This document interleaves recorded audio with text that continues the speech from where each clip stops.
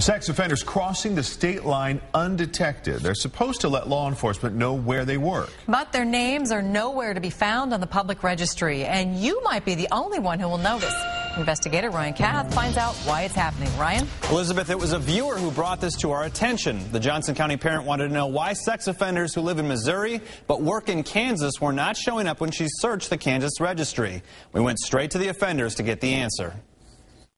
This man leaves his home in Raytown every morning and drives across the state line into Johnson County for his job.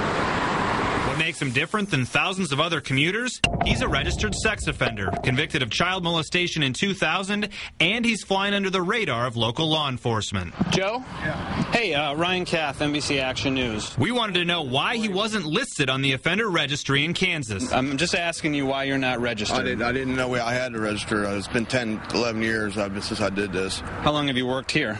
25 years. 25 years? Yeah. No one's ever told you that you have to register? No. Kansas requires sex offenders to register with the sheriff's department in the county where they work or go to school. But we found they're not all following the law. Some of it is that people don't know. Some of it is that they just choose not to. By searching the Missouri Sex Offender Registry, we found more than 50 people who crossed the state line for their jobs. But when we typed their names on the Kansas site, nothing showed up for half the offenders. We shared our research with Jason Doherty, a parent of 4 kids. There's a reason that they don't want us to know that they're here. We first introduced you to Doherty and his Olathe family back in July. That's when neighbors learned a convicted child molester had moved onto their cul-de-sac, within clear view of the elementary school and playground. We followed the parents as they created a group called Kansas Rights for Kids, met with lawmakers, and even testified in Topeka. Please consider doing more to help parents keep their children safe in Kansas. Demanding tougher living restrictions for sex offenders. Doherty, who says an accurate registry is one of the only tools parents have, is worried that the law puts too much trust in offenders. To think that they're going to do the right thing now is kind of taking a leap of faith. The Johnson County Sheriff's Department told us different state laws explain why some names disappear in Kansas. For instance, any sex offense that occurred before April 14th of 1994 does not show up on the public registry. On our list, that law applied to 11 offenders, including a convicted rapist who's a community college student. Because of what are considered less serious offenses, we also learned several others had already fulfilled their 10-year requirement in Kansas. In Missouri, a place on the registry is a lifetime membership.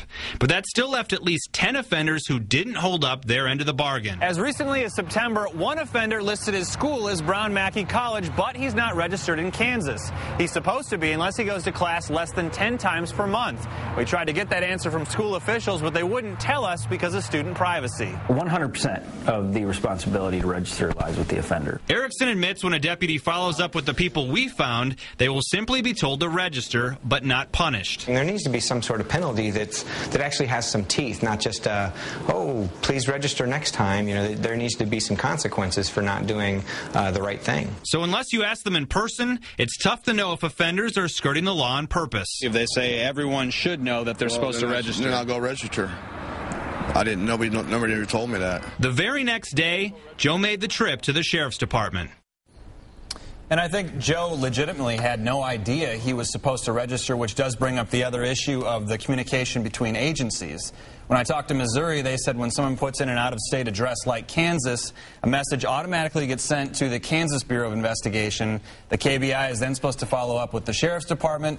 The Sheriff's Department is then supposed to follow up with the offender, but as we saw, that's not always happening. A lot of things could fall through the cracks. Very interesting. Thanks, Ryan. Thanks.